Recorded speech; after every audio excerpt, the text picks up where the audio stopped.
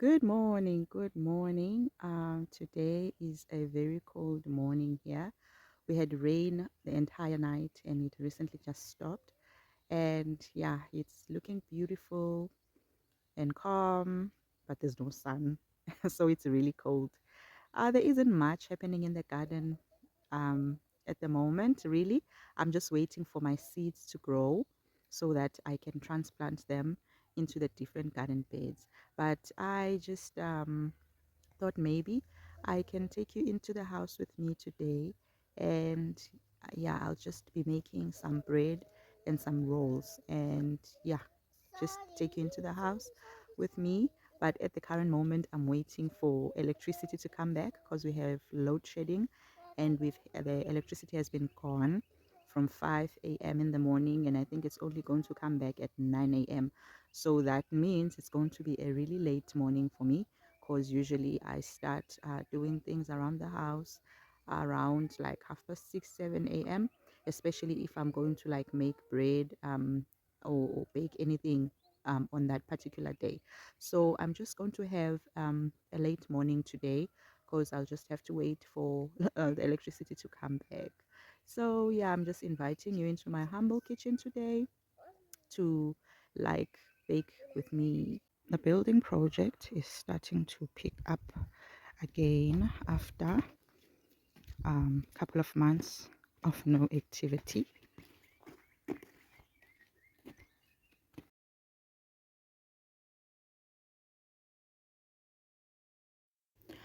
While making the bed, I just want to talk about gratitude. Gratitude is the most important thing to me. To be able to wake up in the morning, to have strength to do my daily duties, to be trusted by the Lord to be a mother to my son and a wife to my husband, to be given an opportunity to be a homemaker, a full time one, a stay at home mom, and to homeschool my son, and many other blessings. I do not take any of these things for granted. I am also very grateful for my home. It may not yet be completed. It may not yet be what I want it to be, but I'm grateful and feel very blessed and honored to call it my home. We do not own any fancy furniture and we are far from having our home completed. But when I wake up under this roof every day, I thank God for this blessing. He is the one who gives us strength to be able to do all these things, and for that, He deserves all the honor and praise due to Him. We have big dreams and big plans for our family and for our home. No matter how long it may take us, we know that we will fulfill each and every one of them, bit by bit, one day at a time. This morning, I want to remind you to be grateful for the life you have. It may not be perfect. It may not be what you have hoped for and dreamed of. It may be filled with challenges. You may have had disappointments along the way. You may have had your dreams shattered. But I want to remind you this morning that little is much when God is in it. He will make all things beautiful for you, for He has promised that when the time is right, I, the Lord, will make it happen. He will make all things beautiful in His time. We just have to trust His timing and wait upon the Lord, for He knows the right time for everything to happen in our lives. Some things take longer than we expect them. Some prayers are answered very quickly. But in everything, we should trust the Lord and wait upon Him. And while waiting, be grateful for the little that we have. Be grateful in times of plenty and in times of want, in times of joy and in times of sorrow. Have a blessed morning.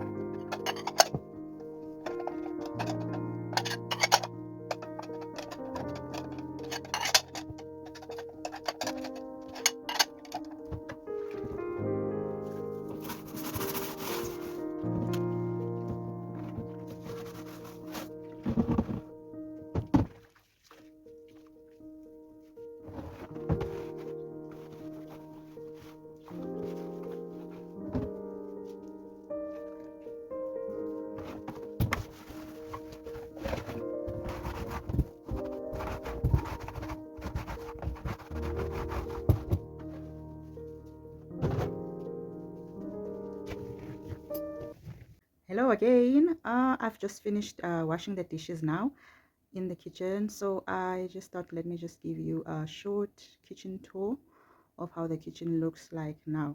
There's still a lot to be done, and it's going to take us a while before we actually do what we want to do in this kitchen, but it is functional. We are using it at the current moment, and it's serving us as a family. Start in the pantry. This is the pantry area. This is fruit and vegetable rack. I've got potatoes covered there. These are lemons, and I also have some plastic bags, and these are other stuff as well. In these buckets we have water. This is where we store our water, and these ones, they have food. Yeah, we store our food. And on this shelf we have our containers up there, and then we have small food supplies by that shelf up the second shelf. And then we also have more food supplies in jars and containers here. And then this is where I store my plates and bowls. We are using very few of them. A lot of them are still locked up, are still in boxes because we don't have space. So we're just using the few that we have. And down there we have containers for rice and other things. I had meal there, and I had to put it in another container. And that container down there, just put the bits and pieces of whatever is left. And I also have my baking things down there. These are the basins we use to wash the dishes and chop food and put it there. This is a container where I store some of my food supply as well. These buckets also store water with that container there. And these are our pots, gas stove, and yeah, this is the corner that we use to cook in as well. And then when you come this side, this is the table. Also has a 2-plate stove that I bought when we're still living in the wooden container in the windy house because I wanted to bake. So it's that. Just finished washing dishes, and these are the bowls I'll be using to make my bread in. The window still have no rails up there because we're going to do plastering at night. I just cover with the white sheet. And this is our fridge. This is our fridge. And this is our wooden stove. We are still going to get the chimney by the chimney to connect it, and then connect it. It will go outside of the wall like this and then up. We don't want to connect it up into the roof because it will require us to cut the corrugated iron sheet that is that covers our roof. So we prefer to have it like through the wall. And this is our stove, the stove that I use to bake in. All the top plates are not working anymore. Only the oven is working. So yeah, still have a lot to do. And this is our laundry room, but we're still using it for different things. We're ironing here, got a kettle, and this is the room I also use to grow some of my seeds. Yeah, as you can see, they are coming along nicely. So yeah, this is basically what our kitchen looks like at the moment. It's not small. It's just that the surface area I have to work on is small, but I'm making do with what I have, and I'm grateful to be able to even have a kitchen, to be able to have a surface area where I can prepare food for my family.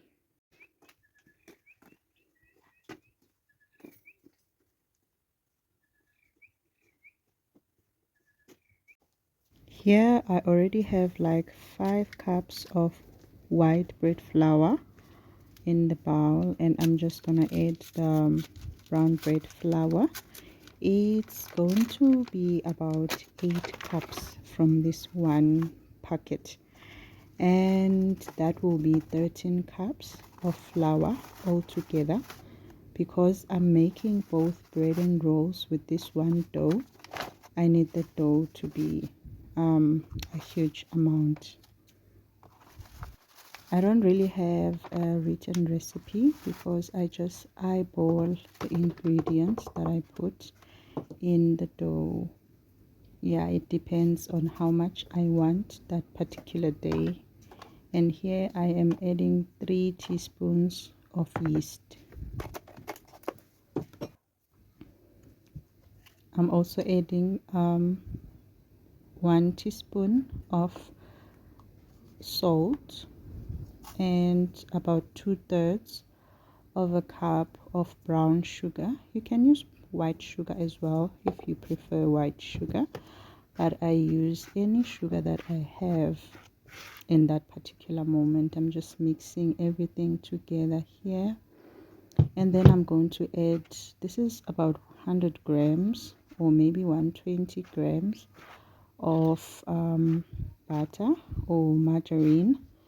I usually use oil, but today I just thought let me just use butter and see how it turns out. I normally add oil or butter because I want the bread and the rolls to be a bit more fluffy, yeah, on the fluffier side. So here I'm just mixing in the butter until the dough resembles fine breadcrumbs, and then afterwards I'm adding in the water. The water is warm. I don't have an exact measurement of the water. I just add according to the need. I don't like my dough to be stiff. I like it to be on the softer side just a little, so that I can be able to work with it, and at the same time it's not too sticky to my hands. But I don't like it when it is stiff because I don't know if it's true, but I believe that it will give me bread that's a little bit on the hard side, and the rolls, so I make it a little bit softer. Yeah, and I need it for as long as I can. I just keep kneading and kneading until everything is combined, until there's no dry flour in the bottom of the bowl. Yeah,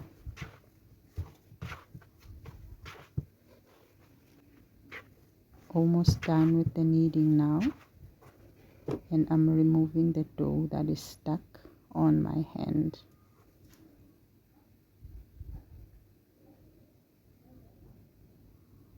Then after this, I will just cover the dough with a warm, usually use a small blanket to cover the dough so that it rises quickly. sun decided to come out a little bit, but it's still very, very cold. Now I'm just, just prepping the dough, and I'm just gonna close the bowl now with the lid and then just wrap it. I'm glad that the sun did come out a little because it assisted with the dough rising much quicker. As you can see on my table, I recycle containers. Whatever that was in the container, when it finishes, I just wash the container and recycle it and put in like sugar, salt, yeast, and a lot of other things. I've got plenty of recycled containers in my pantry because a lot of my stuff is still in boxes and I can't open all the boxes. So these containers are containers of things that we have bought since we have been in the house. So I just recycle them and use them for something else. And now I'm covering the bowl with a warm blanket so that the dough will rise quickly.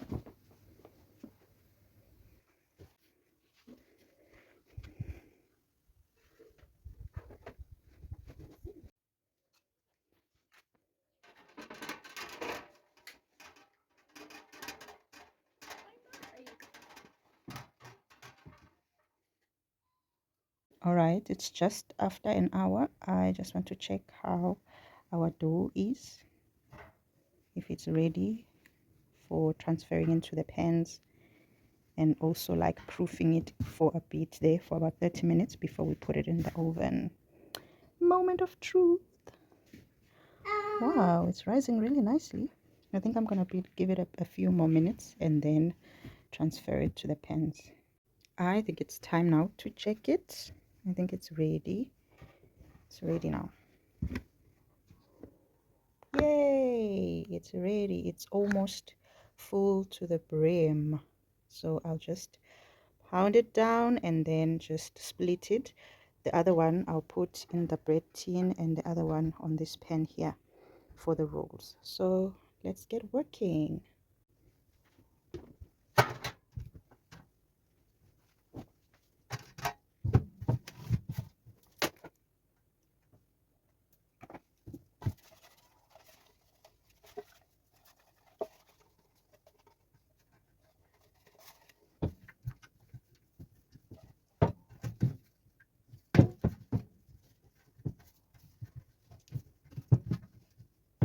The excess oil in the pan is going to help me with I'll just rub it in my hands so that the dough will not stick to my hands. So this is what we are doing. This is what we are doing. So I'll just take the oil and just rub my hands, rub. And then I take this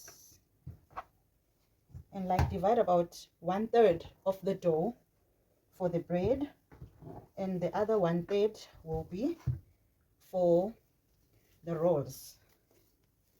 So I'm just going to create sort of like a long structure like this, and then I'll put it in the bread tin.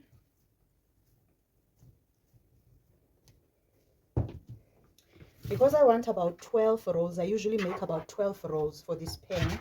So I'm going to divide this dough into 12 equal parts or almost equal parts. So first, it will be 2 parts, and then I divide the 2 in half like this, and then I'll divide this into 3 parts.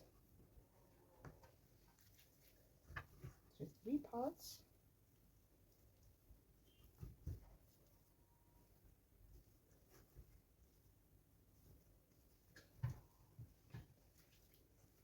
So guys, I'd like to apologize for the footage. I thought the phone was recording, but it cut the video, so you didn't get to see me like shaping the rolls. But basically what I do, I just fold them underneath like this, so that I have a perfect shape on the top, and all the imperfection goes underneath, and then it comes out as a round roll. But I will show you once it has proofed and it's ready to go into the oven. All right, I think they have proofed, but let's just check. Let's just check. Gently lift this up. Yay, look at that. Yay. We'll give it a few more minutes or seconds. I'm just waiting for the oven to be warm. I've already put it on. It's about time now. These are going into the oven. Look at this bread. Whoa. Wow. Look at this. Wow. Look at the rolls. Wow. Wow, wow, wow, wow.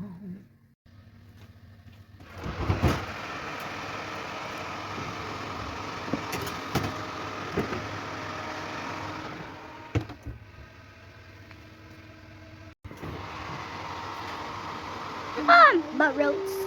Ma? But Rose. Rose. My Rose.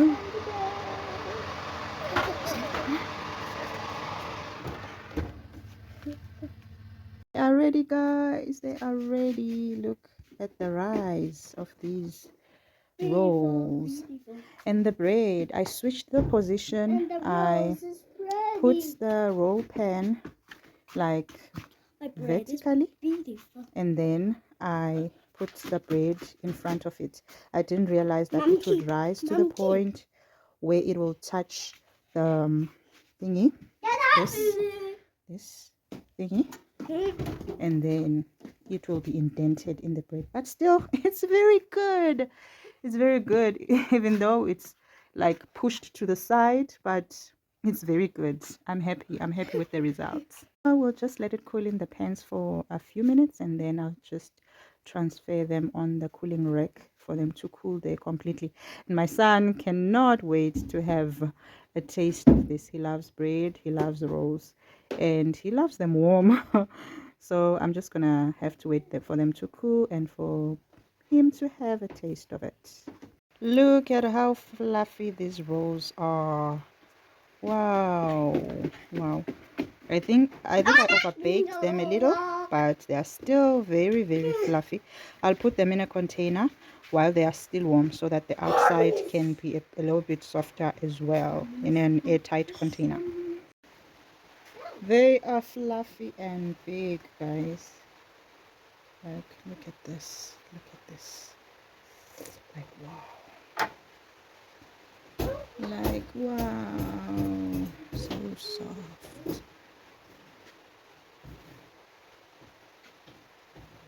Like, wow. Look at this. Nothing tastes as good as fresh homemade rolls.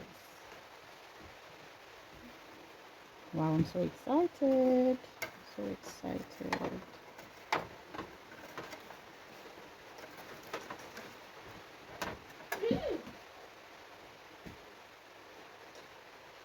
And here is the bread. The bread looks beautiful. Except for this part, of course. But it still looks very beautiful. Looks so good. I'm impressed.